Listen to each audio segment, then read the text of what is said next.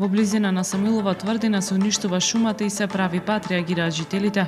Од Националната установа Завод и музеј велат извршен е надзор и доставен извештај до Управата за заштита на културно наследство Скопје. Мобилни екипи на Центарот за јавно здравје Охрид за микробиолошки анализи за ранливите категории граѓани.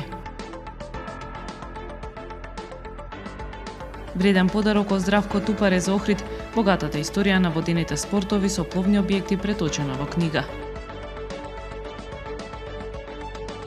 Завршен преварите по групите на турнирот Петров ден 2023 во Мешешта, во среда стартува нокаут фазата.